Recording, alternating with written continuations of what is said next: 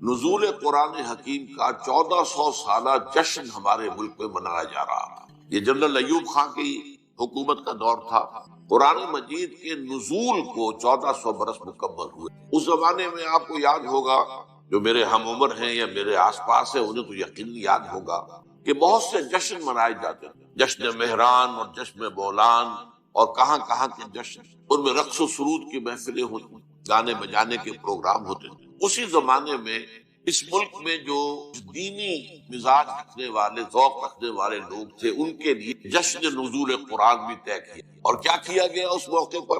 قرات کانفرنس کی گئی، سونے کے تار سے قرآن مجید لکھوایا گیا، جو آج بھی ہمارے ہاں فیصل چوک میں موجود، کئی من وزن۔ اس وقت مجھے یہ احساس ہوا، میں ابھی لاہور منتقل ہوا ہی تھا اپنی دعوت و تحریک کا آغاز کرنے کے لیے، کہ کیا قرآن مجید اس کام کے لیے نازل ہوا تھا؟ کیا یہ حسن قرات کے مقابلے اور قرات کی محفلیں اور یہ سونے کے تار سے لکھا ہوا قرآن جو محض ایک دیکھنے کی چیز، ظاہر بات ہے کہ پڑھنے کا تو سوال پیدا نہیں ہو۔ تو اس وقت ذہن منتقل ہوا کہ قرآن مجید کے ضمن میں ہمارے اصل فرائض کیا ہے، اصل ذمہ داریاں کیا ہیں۔ چنانچہ میں نے جنوری 1968 میں 2 تقریریں کی جامع مسجد خضرہ اسلام آباد لاہور میں، جن میں اس موضوع پر میں نے خطاب کی۔ بعد میں یہ تقریریں اور مقامات پر بھی ہوئیں، پھر یہ پمفلٹ کی شکل میں شائع ہوئیں۔ 3.5 لاکھ کی تعداد میں اب تک وہ کتاب کا شائع ہو چکا ہے، اردو میں، اس کے علاوہ انگریزی میں، عربی میں، فارسی میں، سندھی میں، ملائ زبان میں، ملائیشیا کے اندر۔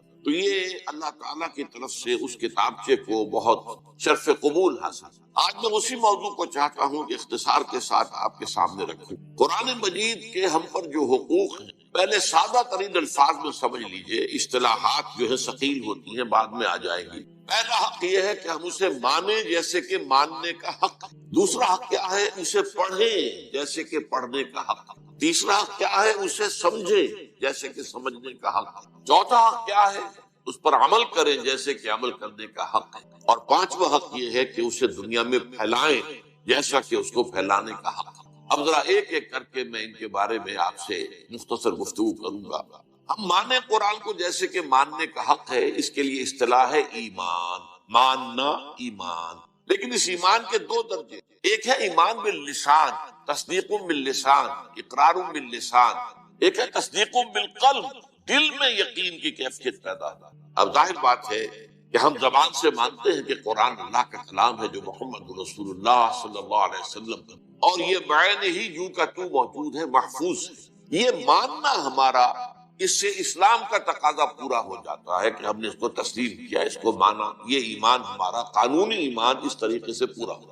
لیکن اصل ایمان اس وقت ہوگا جب دل میں یقین پیدا ہو جائے کہ یہ اللہ کا کلام ہے۔ یہ دل میں یقین کا پیدا ہو جانا آسان کام ہے، اور جب تک یہ پیدا نہیں ہوتا ہم قرآن کے دوسرے حقوق ادا کر ہی نہیں سکتے۔ پڑھنے میں وقت کاہے کو لگائیں گے؟ پڑھ بھی لیں گے تو سمجھنے کی ضرورت نہیں، جو آج ہمارا حال ہے۔ اول تو وہ لوگ بھی اب بہت کم رہ گئے۔ ایک زمانہ یہ تھا کہ صبح کے وقت آپ اگر مسلمانوں کے محلوں گلیوں میں چلتے تھے تو ہر گھر سے آواز آ رہی ہوتی تھی تلاوت قرآن۔ اب وہ دور ختم۔ قرآن مجید کا پڑھنا، لیکن وہ ناظرہ صرف پڑھ لینا جو ہے وہ تو کفایت نہیں کرے گا، اس کا سمجھنا، اس کے لیے محنت کرنی پڑے گی، مشقت کرنی پڑے گی۔ یہ محنت اور مشقت تو آدمی اسی وقت کرے گا جب یقین ہو جائے کہ اللہ کا کلام۔ اسی لیے میں نے آپ کو جو ابتدا میں آیات سنائی ہے، الرحمن علم القرآن، رحمان نے قرآن سکھایا۔ یہ رحمان کی رحمانیت کا مظہر اتم ہے کہ اس نے، اللہ تعالیٰ نے اپنے بندوں کے لیے یہ قرآن نازل۔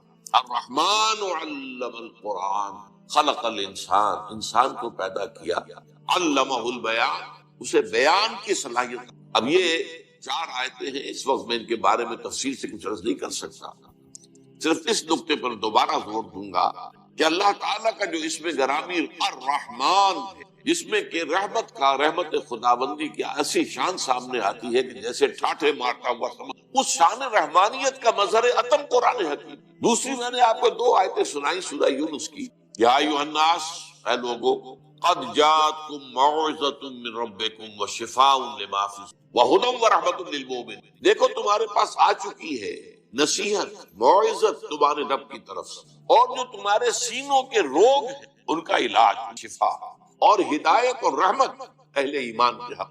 قل بفضل اللہ و برحمت، اے نبی ان سے کہہ دیجئے کہ یہ اللہ کے فضل اور اس کی رحمت کا منظر ہے کہ یہ قرآن نازل، فبذالک فلیفرحوا، تو اس پر خوشیاں منائیں کہ اللہ نے اتنا بڑا کرم فرمایا، اپنا کلام ہمیں عطا کر اور اس کی حفاظت کا ذمہ لے لی۔ ہوا خیر مما یجمعون، یہ قرآن ان تمام چیزوں سے بہتر ہے جو لوگ جمع کرتے، مال جمع کرتے ہیں، دولت جمع کرتے ہیں، جائیداد بناتے ہیں، یا اور جو مختلف بھی ہماری اس وقت کی جو بھی دلچسپیاں ہیں جس پہ ہم لگے ہوئے ہیں، ہم عطل لگے ہوئے ہیں، دن رات لگے ہوئے ہیں۔ اگر ہم جان لیں اس قرآن کی عظمت کیا ہے تو ہمیں معلوم ہوگا کہ یہ سب سے زیادہ قیمتی شے ہے، آسمان کے نیچے زمین کے اوپر اس سے زیادہ قیمتی شے اور کوئی نہیں۔ ہوا خیر مما یجمعون، جو کچھ یہ جمع کرتے ہیں ان سے کہیں بہتر، کہیں وقی، کہیں قیمتی شے یہ قرآن۔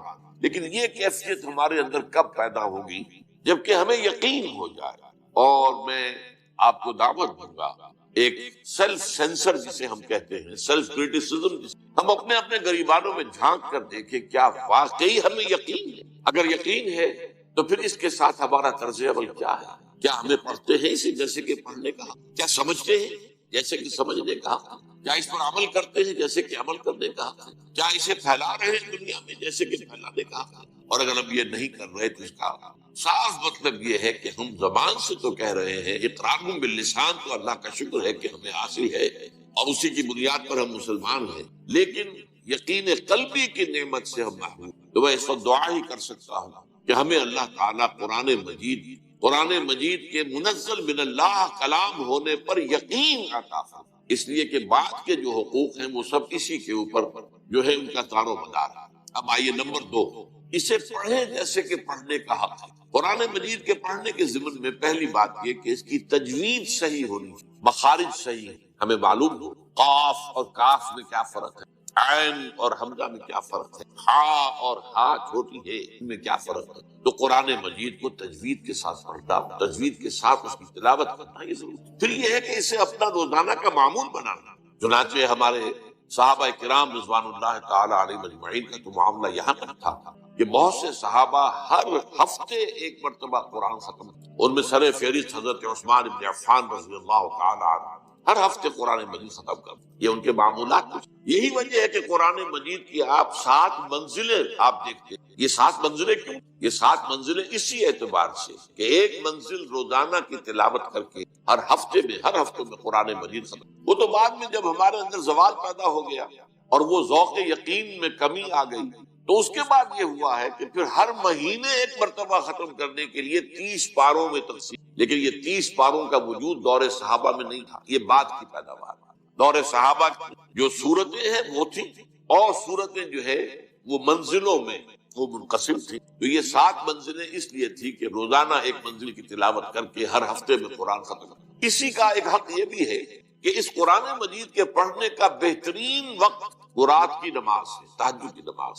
یا ایھا المزمل قم اللیل الا قلیلا نصفہ او انقص منہ قلیلا او زد علیہ ورتل القرآن ترتیلا۔ اب ظاہر بات ہے کہ اس کے لیے لازم ہے کہ کچھ نہ کچھ قرآن یاد کر، قرآن مجید کا یاد کرنا۔ تو ایک تو حفظ یہ ہے، ایک حصہ یہ ہے کہ ہم میں سے ہر ایک کو کچھ نہ کچھ قرآن یاد ہونا چاہیے اور سمجھنا چاہیے کہ جتنا قرآن مجھے یاد ہے وہی میری اصل دولت ہے۔ اور یہ قرآن پھر اللہ تعالیٰ توفیق دے تو رات کو تہجد کی نماز میں کھڑے ہو کر ترتیل کے انداز میں ٹھہر کر پڑھا جائے۔ تو یہ ہے قرآن مجید کے پڑھنے کا معاملہ کہ اسے پڑھا جائے جیسا کہ پڑھنے کا حق۔ تیسری بات آئی ہے اس کو سمجھا جائے جیسے کہ سمجھنے کا حق۔ اس کے 2 مرحلے جو بھی آپ کہیں، پہلا ہے جس کو قرآن کہتا ہے تذکر بالقرآن، قرآن سے نصیحت اخذ کرنے، قرآن جو ہدایت دیتا ہے وہ حاصل۔ اس کے لیے قرآن مجید میں سورہ قمر میں 4 مرتبہ فرمایا گیا وَلَقَدْ يَسَّرْنَا الْقُرْآنَ لِلذِّكْرِ فَهَلْ مِن مُدَّكِرٍ۔ یہ نصیحت اخذ کرنے کے لیے، ہدایت اخذ کرنے کے لیے ہم نے قرآن کو آسان بنایا ہے۔ تو ہے کوئی تم میں سے کہ جو اس سے ذکر حاصل کرنا چاہے؟ قرآن اس اعتبار سے دنیا کی آسان ترین کتاب ہے، لیکن ایک شرط ہے چھوٹی سی، اس کو اس کی اپنی زبان میں پڑھا جائے۔ قرآن مجید نازل ہوا، عربی میں نازل ہوا، اور عرب ہی پہلے مخاطب تھے، لہذا ان کے لیے تو بہت آسان کام تھا۔ حضور کی زبان مبارک سے قرآن ادا ہو رہا ہے اور ان کے قلوب پر اور ان کے اذہان میں اترتا چلا جا رہا ہے۔ انہیں کسی دقت کا سامنا نہیں تھا کہ پہلے وہ عربی سیکھے، عربی گرامر پڑھیں اور پھر قرآن مجید کو سمجھیں۔ لیکن یہ جو تذکر بالقرآن ہے، قرآن مجید سے نصیحت اخذ کرنا، ایک ہے قرآن مجید پڑھ کر صرف ثواب حاصل کرنا، میں اس کی بات تو ختم کر چکا، وہ تو جو تھا پڑھنا، جیسا کہ پڑھنے کا حق اس میں بیان ہو چکا، یقیناً تلاوت سے ثواب حاصل ہوتا ہے، اور آپ ظاہر بات ہے کہ اپنا وقت لگاتے ہیں، وضو کرتے ہیں، بیٹھتے ہیں، قبلہ رخ ہو کر بیٹھتے ہیں، پھر قرآن مجید کو پوری اس کی تعظیم کرتے ہوئے کھولتے ہیں اور پھر قرآن پڑھتے ہیں، تو آپ کی یہ محنت اور آپ کا جو وقت لگا ہے، یہ اللہ تعالیٰ جو اس کا ثواب دے گا۔ لیکن ایک ہے تذکر بالقرآن، قرآن سے نصیحت اخذ کرنا، ہدایت اخذ کرنا، وہ صرف پڑھنے سے تو حاصل نہیں جب تک کہ آپ اسے سمجھیں، اور اس کی پہلی منزل یہ ہے کہ آپ اتنی عربی ضرور سیکھ لیں کہ آپ قرآن مجید کو تواتر کے ساتھ پڑھتے چلے جائیں اور اس کا ذکر، اس کی ہدایت آپ کے دل اور دماغ میں اترتی ہے۔ اس کے بغیر تذکر حاصل، ثواب حاصل ہو جائے گا، میں پھر عرض کر رہا ہوں، کہیں میری بات کو آپ غلط سمجھیں۔ کچھ لوگ ہیں جو کہتے ہیں کہ بغیر سمجھے پڑھنے سے کوئی ثواب بھی نہیں ہوتا، نہیں، میں اس کا قائل نہیں، اس کے پڑھنے سے، اس کی تلاوت، محض تلاوت سے بھی ثواب حاصل ہوتا ہے، اگرچہ اس میں ایک نقطہ ہے وہ میں بعد میں عرض کروں گا، لیکن یہ ہے کہ اگر آپ کو اس سے کچھ اخذ کرنی، ہدایت اخذ کرنی ہے، نصیحت اخذ کرنی ہے، تو میرے نزدیک، میری بات غور سے سن، ہر پڑھے لکھے مسلمان کا فرض ہے کہ وہ اتنی عربی سیکھے کہ قرآن مجید کو اپنی آنکھ سے پڑھ سکے۔ ترجمے سے پڑھنے میں وہ تاثیر، آپ جو ہے ترجمے سے اگر پڑھیں گے تو گویا کہ آپ مترجم کی آنکھ سے پڑھ رہے ہیں، یہ تو اپنی آنکھ سے پڑھنا تو تبھی ہوگا جبکہ آپ عربی زبان سے واقف ہیں اور قرآن کے اور آپ کے درمیان ترجمہ حائل نہ ہو، بلکہ قرآن جسے اقبال کہتا ہے، تیرے ضمیر پہ جب تک نہ ہو نزول کتاب، گرہ کشا ہے نہ رازی نہ صاحب کشاف، براہ راست دل پر نازل ہونا چاہیے، اور اس کے لیے اتنی عربی سیکھنا میرے نزدیک فرض۔ غور کیجئے، آپ نے ایم اے کیا ہے، بی اے کیا ہے، ایم بی اے کیا ہے، اور تعلیم حاصل کی ہے، ڈاکٹری پڑھی ہے، انجینئرنگ، اور عربی اتنی نہ سیکھ سکے کہ قرآن مجید کو پڑھ سکے، کیا جواب دیں گے اللہ کا؟ اللہ تعالیٰ کے سامنے حاضری ہونی ہے، قیامت پر ہمارا یقین ہے، یوم یقول الناس لرب العالمین، ہمیں حاضر ہونا ہے، جواب نہیں کہ تم نے میرے کتاب کی کیا خبر، تم نے اس کے لیے اتنی محنت بھی نہ کی، تم نے انگریزی اتنی پڑھی کہ انگریزوں کو پڑھا دو۔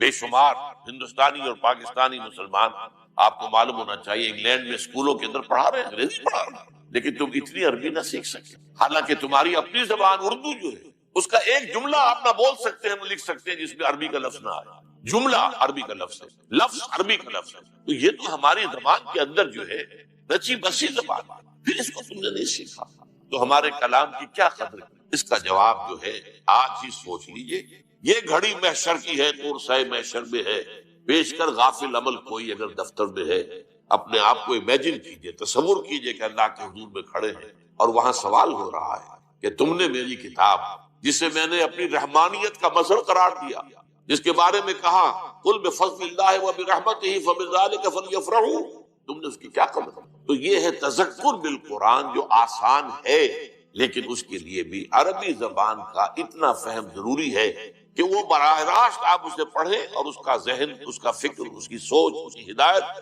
آپ کے قلب اور ذہن میں اتر۔ اس سے آگے کا معاملہ ہے تدبر قرآن، افلا یتدبرون القرآن ام علی قلوب اقفالها، کتاب انزلناہ الیک مبارک لیدبروا آیاتہ ولیتذکر اولو الالباب۔ تدبر قرآن کی شرائط جو ہے وہ بڑی کڑی ہے، گہرائی میں اتر، قرآن مجید کی گہرائی میں غوطہ زنی، جسے اقبال کہتا ہے کہ قرآن میں ہو غوطہ زن میں مرد مسلم۔ اس کو میں ایک سادہ سی مثال سے سمجھایا کرتا ہوں، دیکھیے سمندر میں اگر کوئی آئل ٹینکر جو ہے وہ ٹوٹ جائے، حادثہ ہو جائے، لیک کر جائے، تو تیل جو ہے اس سے اتر نکل کر سمندر کی سطح پر رہتا ہے، وہ تیل نیچے نہیں جاتا۔ اب آپ کو معلوم ہے اوپر تو وہ تیل کی سطح ہے، اس کی ایک لیئر ہے، اور نیچے آپ کو معلوم ہے بہت میلوں جو ہے گہرا پانی۔ بالکل یہ معاملہ ہے کہ قرآن سے تذکر اخذ کر لینا تو ایسے ہے جیسے سمندر کی سطح کے اوپر وہ تیل ہے، بہت آسان تھا، لیکن قرآن کے علم و حکمت کی گہرائیوں میں اترنا وہ تو ایسے ہی ہے کہ جیسے موتی حاصل کرنے کے لیے غوطہ زنی کرنی پڑتی ہے اور سمندر کی تہ سے جا کر موتی حاصل۔ یہ تدبر قرآن ہے جس کے اعتبار سے میں آپ کو ایک مثال دے رہا ہوں۔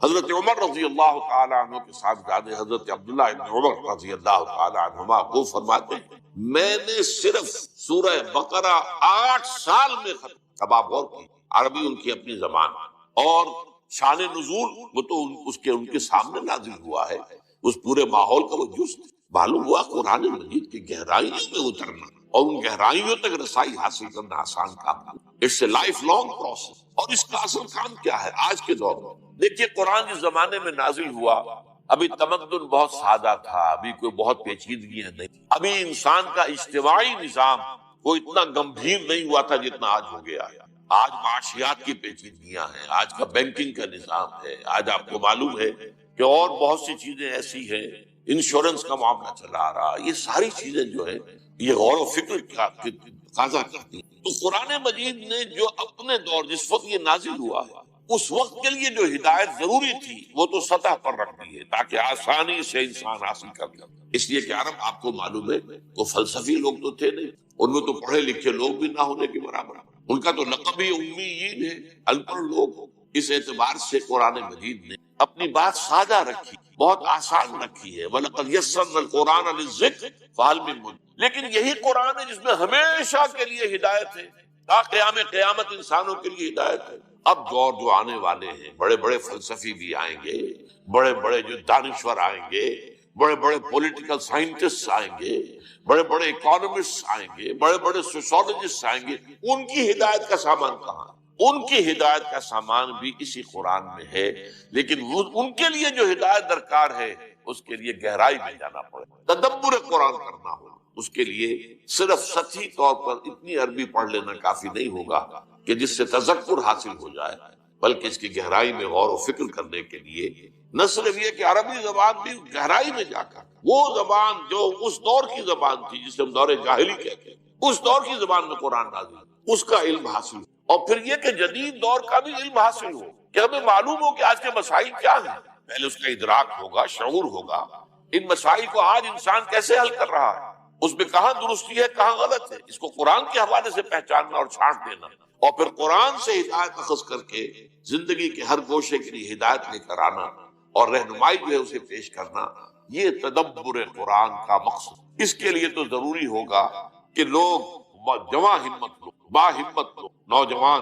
دور صحابہ میں ہمیں یہ روایت ملی کہ سب صحابہ کہتے ہیں کہ ہم حضور صلی اللہ علیہ وسلم سے جب 10 آیتیں پڑھ لیتے تھے تو اس وقت تک آگے نہیں بڑھتے تھے جب تک کہ اس کے پورے علم اور عمل کو اپنے اندر سمو نہ لیں۔ ان 10 آیتوں کا پورا علم اور ان 10 آیتوں پر عمل پورا ہم اپنی شخصیت کے اندر جب تک شامل نہ کر لیں آگے نہیں بڑھتے۔ تو حفظ قرآن کا مطلب جو ہے دور نبوی میں یا دور صحابہ میں وہ صرف قرآن مجید کے متن کو یاد کر لینا نہیں تھا، قرآن مجید کے الفاظ حافظے میں محفوظ ہو جائے، قرآن مجید کا فکر، اس کی سوچ، اس کی ہدایت وہ ذہن انسانی میں آ جائے، اور قرآن مجید کی تعلیمات انسان کی سیرت اور شخصیت اور کردار کے اندر جو ہے وہ سرایت کر جائیں، تب وہ گویا کہ حفظ قرآن کا تقاضا پورا ہوا۔ اور اسی حوالے سے حضرت عائشہ صدیقہ رضی اللہ تعالیٰ عنہ کا بھی بہت عمدہ قول ہے، آپ سے کہا گیا کچھ جو تابعی حضرات تھے، اب آپ سوچئے تابعی حضرات جو صحابہ کرام کو تو دیکھا ہے انہوں نے حضور کو نہیں دیکھا، ابھی جب یہ حضور کے انتقال کو چند ہی سال ہوئے، تو کتنی حسرت ان کے دلوں میں ہوگی کہ کاش اگر ہم اس سے پہلے پیدا ہوئے ہوتے تو حضور کی صحبت سے فیضیاب ہوتے۔ تو اب انہوں نے اسی حسرت کا ایک ازالہ کرنے کے لیے ام المومنین حضرت عائشہ صدیقہ کے پاس حاضر ہو کر یہ فرمائش کی کہ ہمیں کچھ سیرت نبی سنائیے۔ حضرت عائشہ صدیقہ ام المومنین رضی اللہ تعالی عنہ نے ایک سوال کر دیا پلٹ کر، الستم تقرؤون القرآن، کیا تم قرآن نہیں پڑھتے ہو؟ انہوں نے عرض کیا کہ ام المومنین ہم نے تو آپ سے سیرت کی فرمائش کی ہے، قرآن تو پڑھتے۔ فرمایا کانا خلقہ القرآن، حضور کی سیرت قرآن ہی تو تھی، قرآن مجید ہی مجسم ہو گیا تھا شخصیت محمدی صلی اللہ علیہ وسلم کی، جو قرآن مجید کی تعلیم ہے وہ آپ کی پورے رگ و ریشے کے اندر سرایت کی۔ تو اس معنی میں تدبر قرآن، اور یہی میں ذرا وہ نقطہ جو میں نے کہا کہ میں بعد میں عرض کروں گا، میرے اس کتاب کے میں ابتدا میں ذرا جذباتی انداز میں ایک جملہ یہ لکھا ہوا تھا کہ بغیر سمجھے قرآن پڑھنے کا کوئی فائدہ نہیں، لیکن علامہ محمد یوسف بن نوری رحمۃ اللہ علیہ کا نام آپ نے سنا ہوگا، کراچی میں بہت بڑا مدرسہ بن نوری ٹاؤن انہی کے نام سے ہوا، یہ سن 70 کی بات ہے، 1970، آپ سمجھیے کہ 38 برس 37 برس پہلے کی بات سنا رہا ہوں۔ تو میں نے پورا رمضان مبارک جو ہے مسجد نبوی میں گزارا تھا، اور آخری اشرے میں مولانا بنوری رحمۃ اللہ علیہ بھی وہاں تشریف لے آیا، وہاں پر وہ اعتکاف کی۔ میں نے یہ کتاب کیا ان کی خدمت میں پیش کیا، یہ چھپ چکا تھا اس وقت۔ میں نے کہا میں اسے بڑی تعداد میں شائع کرنا چاہتا ہوں، ذرا ایک نظر آپ دیکھ لیں کہ اس میں کوئی غلطی ہو تو آپ مجھے نشاندہی فرما دیں۔ انہوں نے حالت اعتکاف میں وہ کتاب کا پڑھا اور پھر اس کے بعد انہوں نے کہا کہ اس میں مجھے کوئی شے غلط نہیں آئی، سوائے ایک جگہ میں نے اصلاح کر دی۔ اب وہ اصلاح کیا تھی ذرا سوچیے، یہ بڑے لوگوں کی بڑی بات ہے۔ میں نے جہاں یہ لکھا تھا کہ جو شخص پڑھا لکھا ہونے کے باوجود، ایک تو وہ ہے وہ جاہل ہے بیچارہ، وہ کسان ہے، وہ دیہاتی ہے، کچھ پڑھائی نہیں ہے، پھر یہ کہ اب وہ اس عمر کو پہنچ گیا ہے کہ پڑھنا لکھنا سیکھ نہیں سکتا، اس کا معاملہ تو اور ہے، وہ بغیر سمجھے قرآن پڑھے تو ثواب ملے گا۔ بلکہ یہاں تک میں نے لکھا تھا اگر قرآن مجید ناظرہ بھی نہیں پڑھ سکتا، وہ کھول کر بیٹھ جائے اور روتا ہوا وہ قرآن مجید کے حروف پر انگلی پھیرتا چلا جائے، اس سے ثواب تب بھی ملے گا کہ اس نے اپنا وقت لگایا ہے اور حسرت کے ساتھ کہ اللہ میں تیرے اس کلام کو پڑھنے کی اہلیت نہیں، تو اسے ثواب ملے گا۔ لیکن جن لوگوں نے تعلیم اعلیٰ حاصل کی وہ اگر قرآن بغیر سمجھے پڑھیں گے تو انہیں کوئی فائدہ نہیں ہوگا، کوئی ثواب نہیں۔ مولانا بنوری رحمۃ اللہ علیہ نے فرمایا کہ یوں نہ کہو، یوں کہو کہ ان کے تلاوت کے ثواب سے ہو سکتا ہے کہ نہ سمجھنے کا عذاب بڑھ جائے۔ یعنی یہ دونوں چیزوں کو سپلٹ کر دیا۔ ایک ہے تلاوت، وہ تلاوت اگر کر رہے ہیں، پڑھے لکھے لوگ ہیں، تلاوت کا ثواب تو ملے گا، لیکن پڑھے لکھے ہونے کے باوجود قرآن کو نہیں سمجھ رہا، یہ جرم جو ہے اس کی سزا بڑھ جائے۔ یہ انہوں نے اس کے اندر ترمیم کی، اور میرے نزدیک جو میں کہنا چاہتا تھا اس سے کہیں زیادہ بات واضح ہو سامنے۔ اب آئیے چوتھی بات، قرآن پر عمل کر۔ ظاہر بات ہے قرآن کے ماننے کا تقاضا یہی ہے، پڑھنا اسی لیے ہے، سمجھنا اسی لیے کہ عمل کریں۔ اگر عمل نہیں کریں گے تو گویا کہ قرآن پر ہمارا کوئی ایمان نہیں۔ حضور کی حدیث سنا دیتا ہوں آپ کو، ما آمن بالقرآن من استحل محارمہ، جس شخص نے قرآن کی حرام کردہ کسی شے کو اپنے لیے حلال ٹھہرا لیا، اس کا قرآن پر کوئی ایمان نہیں۔ بالکل واضح بات ہے، منطقی بات ہے، دو اور دو چار کی طرح کی بات ہے۔ قرآن کو اللہ کا کلام مانتے ہو اور پھر اس کے حکم پر نہیں چلتے، یا یہ کہ ایک اور شکل بھی ہے، اس کے بعد احکام کو مانتے ہو، بعض کو نہیں مانتے۔ نمازیں تو پڑھتے ہو اور تم حج بھی کراتے ہو، عمرے بھی کراتے ہو، سودی کاروبار نہیں چھوڑتے۔ یہ تمہارا طرز عمل جو ہے، اس کو سورہ بقرہ میں فرمایا گیا، افتؤمنون ببعض الکتاب وتکفرون ببعض۔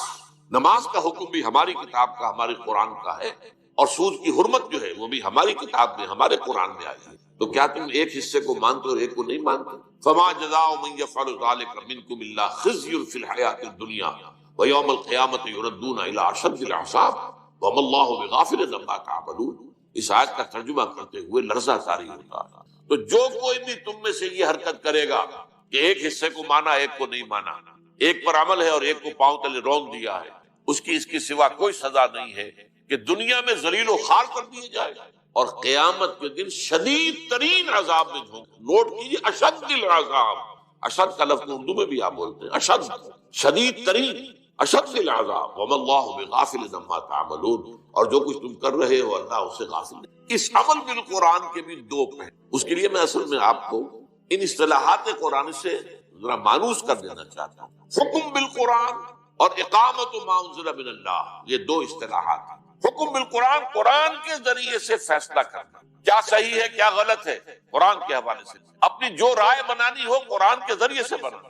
اس کے لیے سورہ مائدہ میں ایک ہی رکوع میں 3 فتوے اللہ کے آئے ہیں، ذرا نوٹ کر لیجیے۔ وَمَن لَّمْ يَحْكُم بِمَا أَنزَلَ اللَّهُ فَأُولَٰئِكَ هُمُ الْكَافِرُونَ وَمَن لَّمْ يَحْكُم بِمَا أَنزَلَ اللَّهُ فَأُولَٰئِكَ هُمُ الظَّالِمُونَ وَمَن لَّمْ يَحْكُم بِمَا أَنزَلَ اللَّهُ فَأُولَٰئِكَ هُمُ الْفَاسِقُونَ۔ 7واں رکوع سورہ مائدہ کا یہ 3 دفعہ یہ بات آ گئی، جو لوگ اللہ کی اتاری ہوئی شریعت اور اللہ کی اتاری ہوئی ہدایت کے مطابق فیصلے نہیں کرتے، وہی تو کافر ہیں، وہی تو مشرک ہیں، ظالم ہیں۔ اور ظالم قرآن مجید کی اصطلاح میں مشرک کے لیے آتا ہے، ان الشرک لظلم عظیم، اور وہی تو فاسق ہیں، وہ تو اللہ کے باغی ہیں۔ اب اس اعتبار سے غور کیجئے، آج امت مسلمہ اللہ کی نگاہوں میں کیا ہے؟ ابھی میں نے جو آیت آپ کو سنائی تھی سورہ بقرہ کی کہ ہم دنیا میں ذلیل و خوار کر دیتے، تو آج دنیا میں ذلیل و خوار ہم ہیں کہ نہیں؟ آج کیا ہے؟ آج عزت ہمارے پاس ہے یا امریکہ کے پاس ہے؟ آج کس کا غلغلہ ہے؟ کس کے پاس طاقت؟ ہم تو آپ کو معلوم ہے دنیا کے اندر جو اس وقت وہ سمجھے جاتے ہیں کہ بہت ہی کمزور قوم، بہت ہی ذلیل قوم، جو لوگ جو ہے اپنے معاملات درست نہیں چلا سکتے۔ اور آج ہمارا حال کیا ہے؟ ہمارے سارے وسائل پر دوسروں کا قبضہ، اور ہماری پالیسیاں جو ہے باہر بنتی، یہ ہمارا۔ اور اس یہاں جو میں نے ابھی عرض کیا ہے کہ یہ فتوے من لم يحكم بما انزل اللہ فاولئک هم الفاسقون اولئک هم الکافرون اولئک هم الظالمون. آج اس کے اوپر آپ دیکھیے کتنے ممالک ہیں جس میں کہ قرآن مجید کی شریعت نافذ. آپ کو معلوم ہے کہ یہ پوری دنیا میں کچھ جزوی طور پر کچھ احکام، کچھ قرآنی سزائیں سعودی عرب میں نافذ، کچھ احکام وہ ایران کے اندر نافذ. باقی تو یہ کہ پوری دنیا میں مسلمان جو ہے 1.5 ارب سے زیادہ مسلمان وہ ان فتووں کی زد میں ہیں کہ وَمَن لَّمْ يَحْكُم بِمَا أَنزَلَ اللَّهُ فَأُولَٰئِكَ هُمُ الْكَافِرُونَ وَمَن لَّمْ يَحْكُم بِمَا أَنزَلَ اللَّهُ فَأُولَٰئِكَ هُمُ الظَّالِمُونَ وَمَن لَّمْ يَحْكُم بِمَا أَنزَلَ اللَّهُ فَأُولَٰئِكَ هُمُ الْفَاسِقُونَ. یہ ہماری حالت. دوسری اصطلاح جو ہے وہ ہے اقامت ما انزل من اللہ. ایک تو ہے احکام جو دیے گئے، یوں کرو، چور کا ہاتھ کاٹو، زانی اگر شادی شدہ ہے جو سنت رسول سے ثابت ہے کہ اسے رجم کرو، غیر شادی شدہ ہے تو اس کو 100 کوڑے لگاؤ وغیرہ وغیرہ احکام. نماز پڑھو، روزہ رکھو، زکوٰۃ ادا کرو. ایک ہے پورا نظام. وہ جو میں نے کہا تھا کہ آج کی دنیا میں اجتماعی نظام کتنا پیچیدہ ہو چکا اور اس اجتماعی نظام کی گرفت کتنی ہو چکی ہے. افراد کی آزادی تو بڑی محدود ہو کر رہ گئی. پورا ایک نظام ہوتا ہے. اب وہ نظام ہی کے تحت طے ہوتا ہے کہ تعلیم کا نظام کیا ہوگا. آپ کیا کریں گے؟ اپنے بچوں کو جو ہے کسی غار میں تو نہیں رکھ سکتے. آپ انہیں مدرسوں میں بھیجیں گے، ان مدرسوں میں کیا پڑھایا جائے گا وہ وہاں طے ہوگا. اوپر نظام، وہ نظام بنے گا. اس کے لیے امریکہ سے ہدایات آئیں گی. تو نظام کا معاملہ ہے. نظام اب دولت کا نظام جو ہے وہ صحیح نہیں ہے تو کیا نتیجہ نکلتا کہ ایک طرف پاورٹی لائن سے نیچے لوگ ہیں اور ایک طرف جن کے پاس دولت کے انبار. یہ ساری تفریق کیوں ہو رہی ہے؟ یہ وہ نظام عدل جو اللہ نے دیا تھا، جو اس کے رسول نے قائم کیا تھا صلی اللہ علیہ وسلم، جو دور خلافت راشدہ میں قائم رہا تھا، وہ نظام ہم نے قائم کیا. اس نظام کو قائم کرنا یہ ہے اقامت ما انزل من اللہ. قائم کرنا اس کا جو کچھ کے نازل کیا گیا ہے اللہ کی طرف سے. یہ قیام ایسے ہی ہے جیسے ہم کہتے ہیں اقیم الصلاۃ. ایک ہے نماز پڑھنا، ایک ہے اقامت الصلاۃ، نماز کا نظام قائم. اسی طرح دین کا نظام قائم کرنا. ہمارا سیاسی نظام جو ہے وہ دین کے تابع ہو، ہمارا معاشی نظام دین کے تابع ہو، ہمارا سماجی نظام جس کے بخیے ادھیڑنے پر آج مغرب تلا ہوا ہے اور این جی اوز کو جو بلینز آف ڈالرز دیے جا رہے ہیں کہ شرم و حیا کا معاملہ جو ہے ابھی اس مسلمان قوم کے اندر عصمت و عفت کے کچھ نظریات ہیں، کچھ تصورات ہیں، کچھ شرم و حیا کی کچھ اقدار ہیں، کچھ خاندانی نظام کا کوئی نہ کوئی نقشہ قائم ہے. ختم کرو ان سب کو تاکہ جیسے ہم ہو گئے ویسے جیسے ہمارا خاندانی نظام ختم ہو جائے. جیسے ہمارے ہاں اب عصمت و عفت نامی کوئی شے نہیں. زنا تو وہاں کوئی جرم ہے ہی نہیں، سرے سے جرم نہیں. عورت کی آزادی، یہ گویا کہ ویمن لب، عورت کو آزادی ہونی چاہیے کہ وہ اپنا جسم بیچے. آپ کے راستے میں رکاوٹ ڈالنے والا. اور یہ معاملہ طے ہو چکا ہے. United nations assembly Beijing +5 conference جو ہوئی تھی نیو یارک میں، جو جنرل اسمبلی تھی یونائٹڈ نیشنز کی، اس کے تحت طے کیا گیا ہے. تو بہرحال یہ صورتحال میں آپ کو بتا رہا تھا. اس نظام کو قائم کرنا، اس کے لیے وہ جو سورہ فتح کی آخری آیات هو الذی ارسل رسولہ بالہدی ودین الحق لیظہرہ علی الدین کلہ، وہی اللہ جس نے بھیجا ہے اپنے رسول کو صلی اللہ علیہ وسلم الہدا قرآن ودین حق، اور وہ نظام اجتماعی جو حق پر مبنی ہے، عدل پر مبنی، تاکہ اسے غالب کرے پورے کے پورے نظام پر. چنانچہ سیرت النبی کا یہی تو حاصل ہے. 23 برس کی محنت و مشقت کا نتیجہ کیا تھا اور کون سی تکلیف آپ نے جھیلی. آپ غور کی، آپ کے ساتھ کیسی کیسی سختیاں پیش آئی، آپ کے صحابہ نے کیسی کیسی سختیاں اٹھائی. کس لیے؟ تاکہ اللہ کے دین کے نظام کو قائم کریں. ان اقیموا الدین ولا تتفرقوا. اور بالآخر وہ وقت آیا، سینکڑوں صحابہ کو جام شہادت نوش کرنا پڑا ہے. حضور جو ہے زخمی ہوئے، حضور کا خون آپ کو معلوم ہے 2 دفعہ زمین میں جذب ہوا ہے. طائف کی گلیوں میں بھی جذب ہوا ہے اور وادی احد کے اندر بھی آپ کا خون جذب ہوا. پھر کہیں جا کر وہ نظام قائم ہے. اس نظام کے بارے میں قرآن مجید میں اہل کتاب سے خطاب کر کے کہا گیا ہے قل یا اہل الکتاب، اے نبی کہہ دیجئے ان اہل کتاب سے، لستم علی شیء حتی تقیموا التوراۃ والانجیل وما انزل الیکم من ربکم. تمہاری کوئی حیثیت ہماری نگاہوں میں نہیں. تم اپنی جگہ سمجھتے ہو کہ we are the chosen people of the lord, ہم تو اللہ کے لاڈلے ہیں، اللہ کے بڑے بہت ہی چہیتے ہیں، لیکن اللہ کی نگاہ میں تمہاری کوئی وقت کوئی حیثیت نہیں. لستم علی شیء حتی تقیموا التوراۃ والانجیل وما انزل الیکم من ربکم. جب تک کہ تم قائم نہیں کرتے تورات اور انجیل کو، اس کو تم مانتے ہو کہ اللہ کا، اس کو تو قائم کرو. اگر اس کو بھی قائم نہیں کرتے تو اس کا مطلب یہ ہے کہ تمہارا اس پر ایمان نہیں ہے، تو تمہاری کوئی حیثیت ہماری نگاہ میں. آج اسی آیت کو اب ذرا لفظ بدل کر سمجھے، یا اہل القرآن لستم علی شیء حتی تقیموا القرآن وما انزل الیکم من ربکم، اے قرآن کے ماننے والوں، قرآن کے دعوے داروں، قرآن پر یقین رکھنے والوں، قرآن کی محفلیں منعقد کرنے والوں اور قرآن کی قرأت کے لیے کے مقابلے منعقد کرنے والوں، تمہاری کوئی حیثیت نہیں، کوئی تمہاری ہماری نگاہ میں وقت نہیں جب تک کہ تم قرآن کو قائم نہیں کرتے۔ قرآن کے نظام کو دنیا میں قائم کرنا، وہ نظام سیاسی ہو، وہ نظام معاشی، وہ نظام معاشرتی، جیسا کہ حضور نے اور محمد الرسول اللہ والذین معہ، اسی آیت میں آگے آپ کو معلوم ہے اگلی آیت یہی تو ہے، اللہ کے رسول محمد اور وہ جو آپ کے ساتھی نے ایمان لائے، ان کی جو خون چکاں جد و جہد تھی، جاں گسل محنت اور مشقت تھی، یہ جو بھی کچھ 23 برس کے اندر حضور نے سختیاں جھیلی اور صحابہ نے، اس کے نتیجے میں جاء الحق وزهق الباطل ان الباطل كان زهوقا، اس کے بعد نتیجہ نکل آیا، حق آ گیا، حق قائم ہو گیا، حق نافذ ہو گیا، اللہ کا دین، اللہ کی پوری شریعت نافذ ہو گئی۔ یہ نہیں کہ کچھ احکام نافذ ہو گئے اور کچھ چھوڑ دیے گئے، ٹوٹل لستم علی شیء حتی تقیموا التوراۃ والانجیل وما انزل الیکم من ربکم۔ تو یہ ہے قرآن پر عمل کے دو دن، ایک ہے حکم بالقرآن، قرآن ہی کے ذریعے سے فیصلے، قرآن ہی کے ذریعے سے اپنی آراء بنانا، ایک ہے اقامت ما انزل من اللہ، جو قرآن تم پر نازل کیا گیا ہے اس کو قائم کرو، اس کا نظام برپا کرو۔ اب دیکھیے آخری چیز رہ گئی، اس قرآن کو پھیلاؤ، اس کو عام کرو۔ قرآن مجید صرف تمہارے لیے نازل نہیں، نوٹ کرنا، حضور صلی اللہ علیہ وسلم کی بعثت صرف عرب کے لیے نہیں تھی، اگر صرف عرب کے لیے ہوتی تو آپ کا کام مکمل ہو گیا، کہ نہیں عرب کے لیے تو نہیں، وما ارسلناک الا کافۃ للناس بشیرا، یہ تو فرما دیا گیا، اے محمد صلی اللہ علیہ وسلم ہم نے آپ کو نہیں بھیجا ہے مگر تمام نوع انسانی کے لیے بشیر اور نذیر بنا کر۔ تو اب ظاہر بات ہے کہ یہ قرآن جو اترا ہے، اگرچہ حضور نے صحابہ کرام کو پڑھایا ہے، لیکن یہ کہ اس سے آگے کی پوری نوع انسانی کو کون پڑھائے گا؟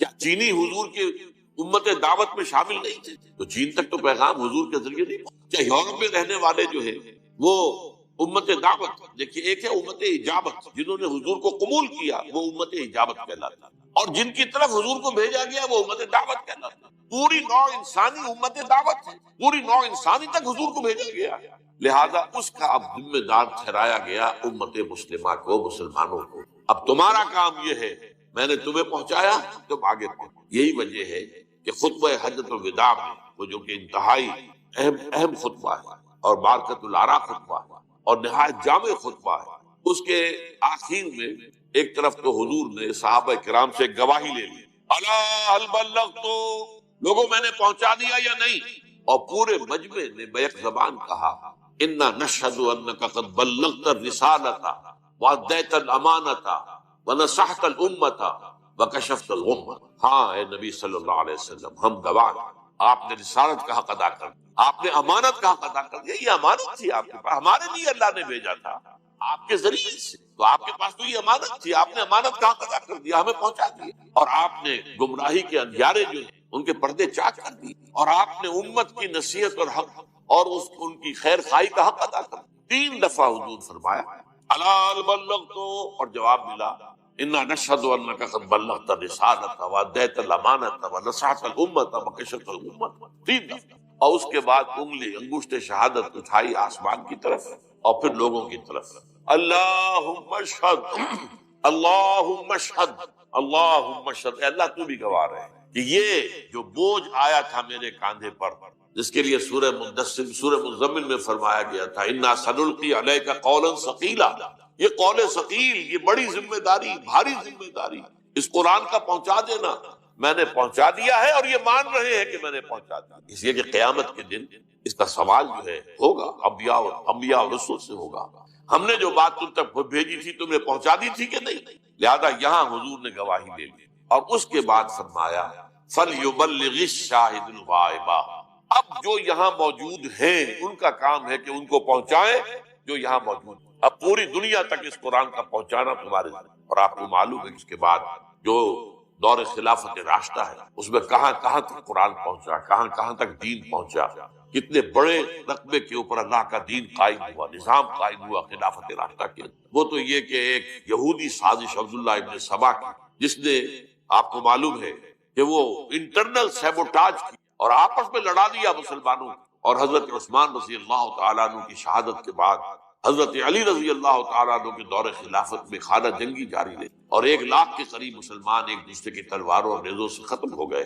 تب وہ سیلاب رک گیا، سیلاب کا بہاؤ ختم ہو گیا، جسے ڈرائیور لوگ کہا کرتے ہیں کہ گاڑی کا موشن ٹوٹ گیا. چڑھائی پر اگر گاڑی چڑھ رہی ہو، ٹرک ہے، لوڈڈ ہے، اگر اس کو وہاں رکنا پڑ گیا تو اب بڑی قیامت ہوتی ہے یہ کہ اسے دوبارہ سٹارٹ کرنا جو ہے، جب تک کہ آپ بریک سے پاؤں نہیں ہٹائیں گی تو آگے کیسے بڑھے گی، اور بریک سے پاؤں ہٹاتے ہی وہ نیچے کو پیچھے کی طرف اترنا شروع ہو جائے گی. تو یہ جو کہتے ہیں کہ یہ اصل میں موشن ٹوٹ گئے. تو عالم اسلام کا جو بھی سلسلہ چل رہا تھا اور اسلام کی دعوت و تبلیغ، اور صرف دعوت و تبلیغ نہیں، جیسے کہ حضور نے عرب میں صرف دعوت و تبلیغ نہیں کی، دین کو قائم، اسی طرح اس سیلاب میں صرف دعوت و تبلیغ نہیں تھی بلکہ دین کو قائم کرنا بھی تھا. نظام اللہ کا قائم ہے. اب اس کے لیے محنت کرنا، جد و جہد کرنا، اس کے لیے آدمی پہلے قرآن سیکھے، سمجھے. اسی لیے اس کے لیے فرمایا، حضرت عثمان رضی اللہ تعالی عنہ سے روایت ہے، اور یہ بخاری شریف کی روایت ہے، جو آپ کو معلوم ہے کہ جو احادیث کے مجموعے ہیں ان میں سے ٹاپ کا مجموعہ جو ہے صحیح بخاری ہے. حضرت عثمان رضی اللہ تعالی عنہ فرماتے ہیں کہ حضور نے ارشاد فرمایا، خیرکم من تعلم القرآن وعلمہ، لوگوں جان لو تم میں سے بہترین لوگ وہ ہیں جو قرآن سیکھے اور سکھائیں، قرآن پڑھے اور پڑھائیں. یہاں تک فرمایا گیا ہے کہ بلغوا عنی ولو آیۃ، پہنچاؤ میری جانب سے اور مائی بہاف، کیونکہ میں پوری نوع انسانی کے لیے بھیجا گیا ہوں.